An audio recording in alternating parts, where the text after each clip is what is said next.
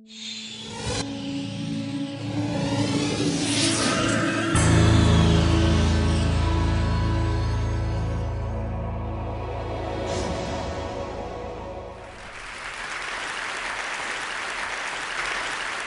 any of you remember what you wanted to be when you were 17? Do you know what I wanted to be?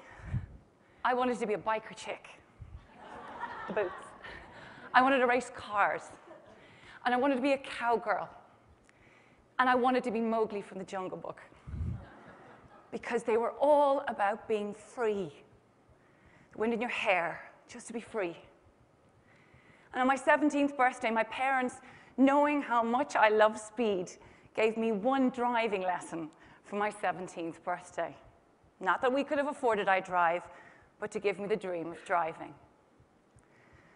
And on my 17th birthday, I accompanied my little sister in complete innocence, as I always had all my life, my visually impaired sister, to go to see an eye specialist, because big sisters are always supposed to support their little sisters. And my little sister wanted to be a pilot, God help her. So I used to get my eyes tested just for fun. And on my 17th birthday, after my fake eye exam, the eye specialist just noticed it happened to me on my birthday. And he said, "So what are you going to do to celebrate?" And I took that driving lesson and I said, "I'm going to learn how to drive." And then there was a silence. One of those awful silences when you know something's wrong. And he turned to my mother and he said, "You haven't told her yet." On my 17th birthday, as Janice Ian would best say, I learned the truth at 17. I am, and have been since birth, legally blind. And you know, how on earth did I get to 17 and not know that? Well, if anybody says country music isn't powerful, let me tell you this. I got there because my father's passion for Johnny Cash and a song, A Boy Named Sue. I'm the eldest of three. I was born in 1971, and very shortly after my birth, my parents found out I had a condition called ocular albinism. And what the hell does that mean to you? So let me just tell you the great part of all of this. I can't see this clock, and I can't see the timing. So, holy God, woohoo! I might buy some more time. But more importantly, let me tell you, I'm going to just come up really close here. Don't freak out, Pat. Hey, see this hand? Beyond this hand is a world of Vaseline.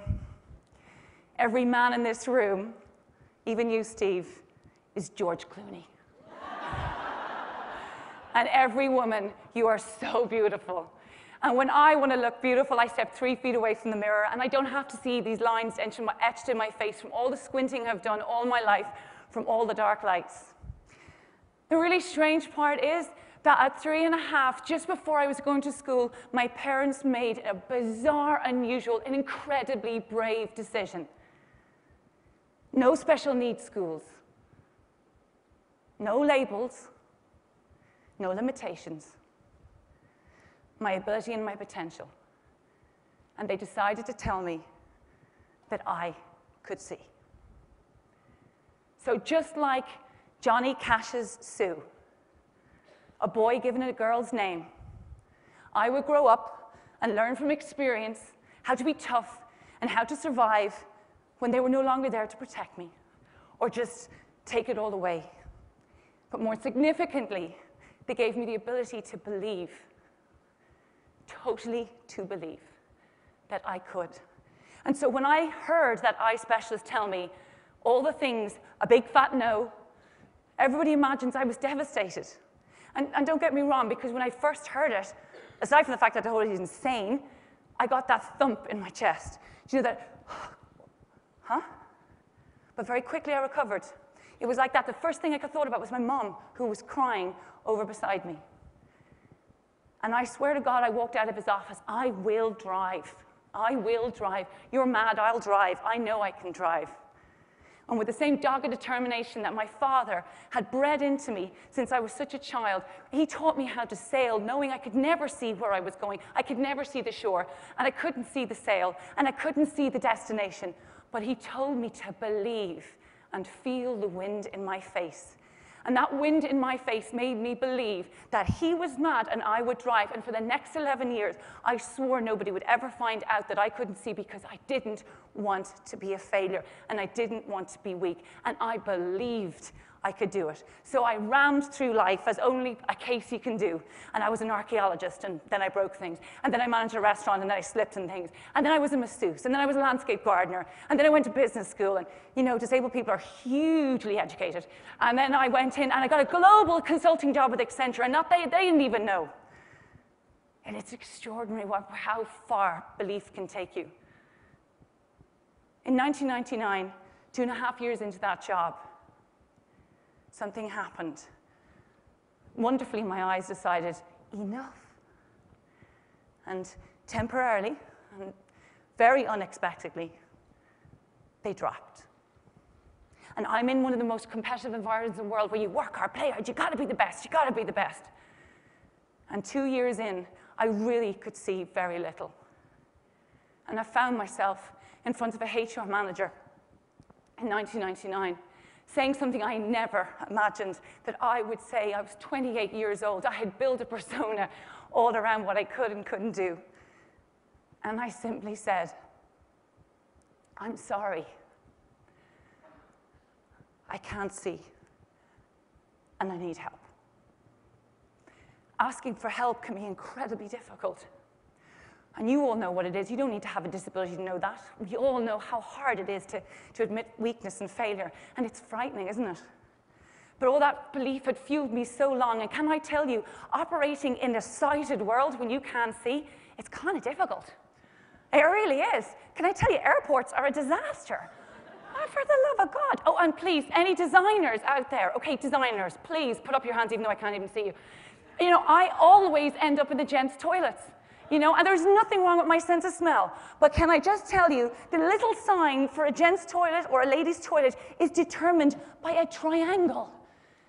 Have you ever tried to see that if you had Vaseline in front of your eyes?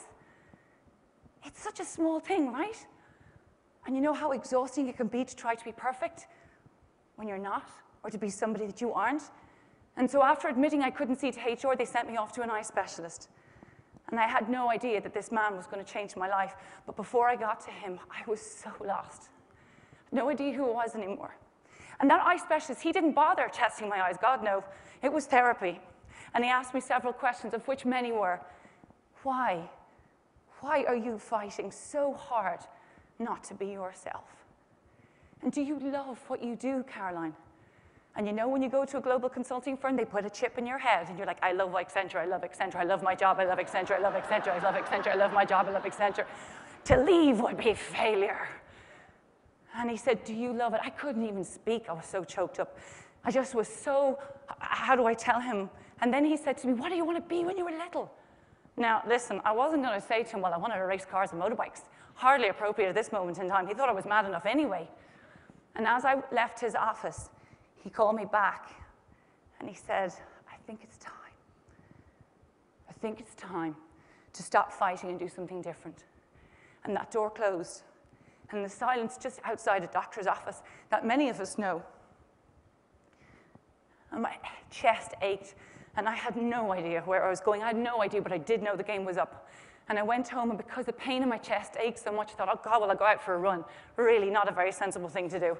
You know, and I went on a run that I know so well. You know, I know this run so well by the back of my hand. I'd always run it perfectly fine. I count the steps and the lampposts and all those things that visually impaired people have a tendency to have a lot of meetings with.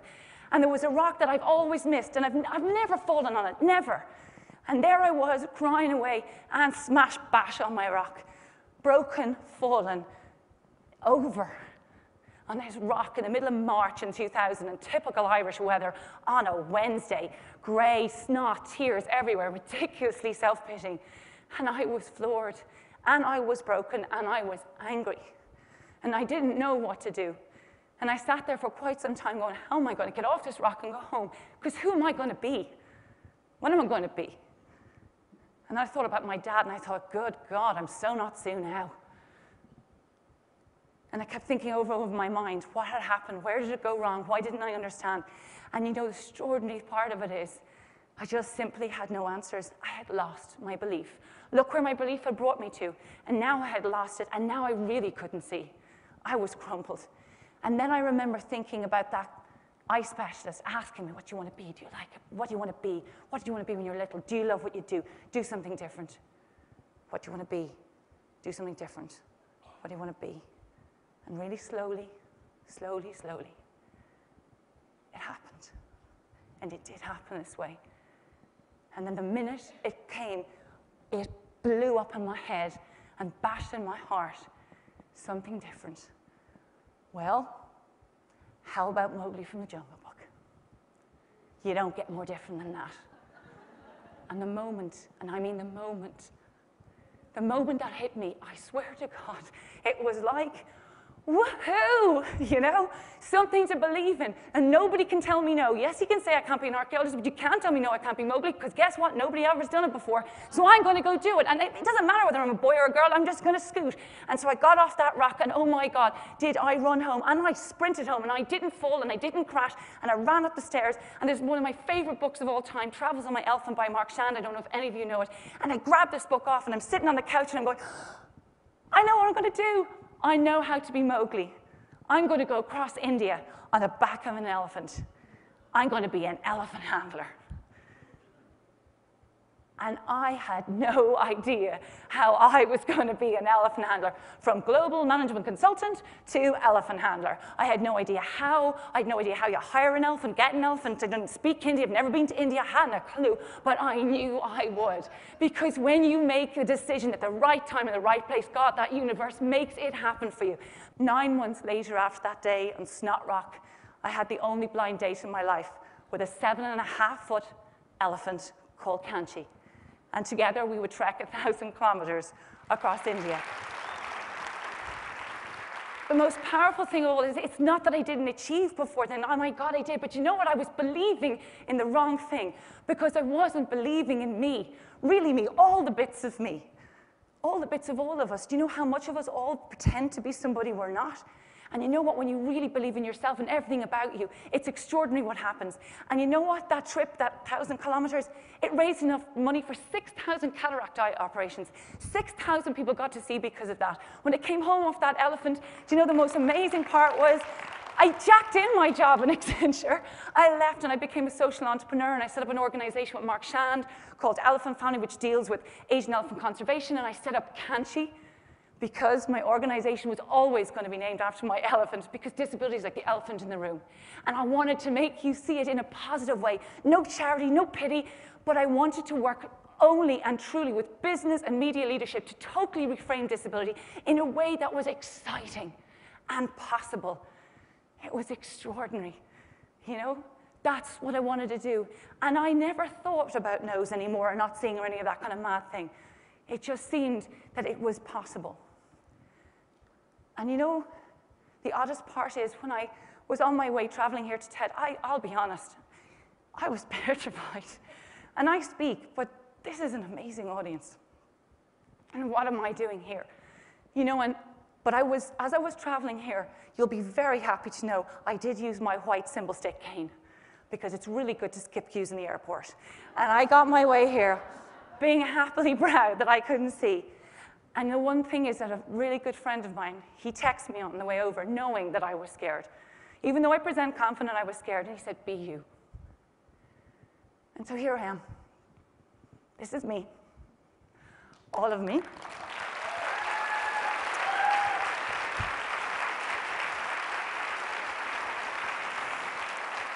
And I have learned that, you know what? Cars and motorbikes and elephants, that's not freedom. Being absolutely, truly yourself is freedom. And I never needed eyes to see. Never. I simply needed vision and belief. And if you truly believe, and I mean believe from the bottom of your heart, you can make change happen. And we need to make it happen. Because every single one of us, woman, man, gay, straight, disabled, perfect, normal, whatever, every one of us must be be the very best of ourselves. I no longer want anybody to be invisible.